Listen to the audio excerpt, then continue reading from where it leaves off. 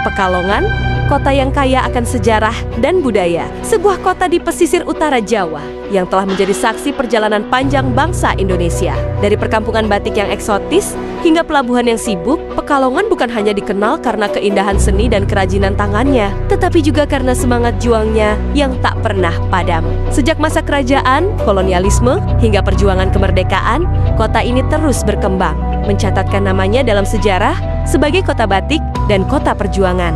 Pada abad ke-17, Pekalongan merupakan bagian dari Kesultanan Mataram, kerajaan yang berkuasa di sebagian besar tanah Jawa.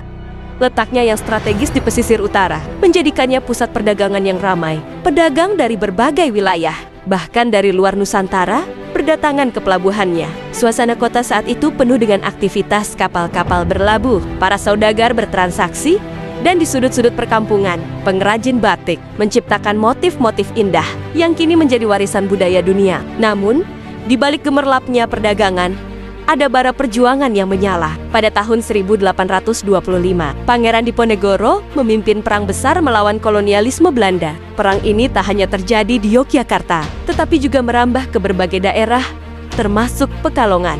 Di hutan-hutan sekitar kota ini, pasukan Diponegoro bergerilya, melakukan serangan mendadak terhadap benteng dan pos-pos Belanda.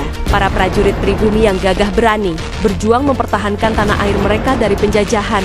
Meskipun pada akhirnya Pangeran Diponegoro tertangkap dan diasingkan, semangat perjuangan rakyat tak pernah padam. Ketika Belanda semakin menguasai Nusantara, Pekalongan berkembang menjadi kota dagang yang penting, terutama dalam industri batik. Namun, kolonialisme tidak hanya membawa kemakmuran bagi segelintir orang, tetapi juga penindasan terhadap rakyat pribumi. Ketidakadilan ini memicu perlawanan dalam berbagai bentuk, termasuk melalui pergerakan ekonomi. Pada awal abad ke-20, K.H. Samanhudi bersama para pedagang batik mendirikan Sarekat Dagang Islam, yang kemudian berkembang menjadi Sarekat Islam, organisasi yang menjadi cikal bakal perjuangan nasional. Di rumah-rumah joglo khas Jawa, mereka berdiskusi, menyusun strategi untuk membangun kekuatan ekonomi pribumi agar mampu bersaing dengan pedagang asing. Seiring dengan berkembangnya pergerakan nasional, kesadaran rakyat Pekalongan terhadap pentingnya pendidikan juga semakin meningkat. Sekolah-sekolah mulai berdiri, termasuk taman siswa yang didirikan oleh Ki Hajar Dewantara. Di sekolah-sekolah ini,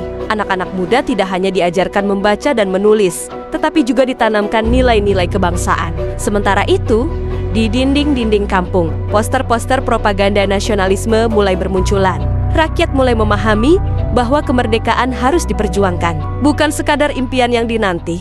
Tibalah masa yang paling menentukan dalam sejarah